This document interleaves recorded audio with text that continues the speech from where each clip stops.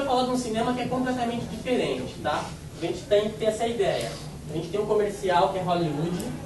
Vou fazer só aqui, ó. Hollywood. E a gente, na época, vai ter pessoas que agora que eu acho que é o principal que vocês entendam, que estão indo contra esse sistema. Por quê, pessoal? Entre 40 e 50, Hollywood se firmou. A gente teve duas grandes guerras que destruíram a Europa. O que acontece? Os cineastas começam a pensar naquilo que a gente está ali, no objetivo. Por que fazer cinema? A gente já vai entrar nessa questão. Então eles falam, o meu país inteiro está destruído, né? A minha nação inteira está morta, a gente está passando fome, né? É super difícil se manter. Eu vou fazer um filme sobre um cara que se apaixona por uma menina e eles são felizes para sempre? Não, eu não vou fazer um filme sobre isso. Então eles vão fazer filmes que estão mais próximos da realidade e que vão contra a ideia de Hollywood, que é de entreter. Eles querem conscientizar, querem passar uma ideia para as pessoas. Então, por exemplo, a primeira coisa que surge foi o André Bazin que inventou. Quem que é o André Bazin? Ele é um crítico de cinema francês, escreveu vários manuscritos, uma revista também muito famosa aí nessa época. O que ele deu um conceito de que o cinema devia estar muito ligado, extremamente ligado com a realidade.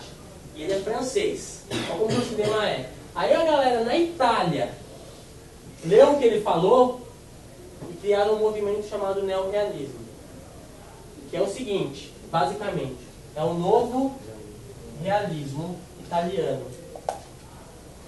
Eles prezam por quê, os italianos? Eles faziam filmes sobre situações verdadeiras, com não atores. Todos os filmes tinham uma questão extremamente ligada com o social. Então a gente pode resumir o neorrealismo como um compromisso com o social, com a sociedade. Quer ver um filme que bebe muito da referência do neorrealismo? Cidade de Deus, Central do Brasil, Linha de Paz. Tá? Então é um compromisso extremamente ligado com o social. Aí na França, a Nouvelle Vague faz algo parecido, né? A influência também vai contra Hollywood, só que são filmes que estão com a temática mais pessoal, não é tão social, falando de questões do ser humano, da sociedade. E aí no Brasil, então aqui, Europa. E aí vem isso aqui pro Brasil, uma coisa que chama de cinema novo. Novo porque vem aqui, do cinema novo, realista, tá? Então é cinema novo brasileiro, do Albert Rocha, tá? Tem aquela coisa que o pessoal fala, uma ideia na cabeça e... Vem, o Albert Rocha. Eu não gosto dos filmes dele, mas é uma coisa pessoal. Eu acho que filmes têm que funcionar realmente para entreter uma pessoa. Não só entreter, mas você precisa entreter para passar uma mensagem.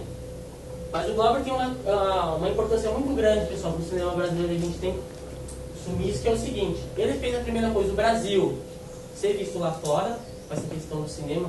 E os filmes dele eram extremamente ligados com a questão Nordeste. Ele achava que o brasileiro não tinha uma identidade. Ele tentava construir isso. Então ele fazia lá filmes sobre cangaceiro, filmes sobre famílias que passavam fome lá no Agreste, tudo isso, tá? Só que assim, os filmes dele nunca funcionaram muito bem pro espectador, porque eram filmes, lembra quando a gente falou lá da questão russa, lá no construtivismo? Eram filmes que a montagem não tinha uma linearidade igual o Griffith fazia. O Griffith não fazia um filme como um livro, ele não contava a história, não entretinha o espectador com montagem paralela, ele não fazia a gente se identificar muito com o personagem. Os filmes eles são filmes difíceis de se ver, filmes muito longos, filmes que são muitas ideias misturadas, mas é um cinema que tem um comprometimento muito grande também com o social, tem um objetivo.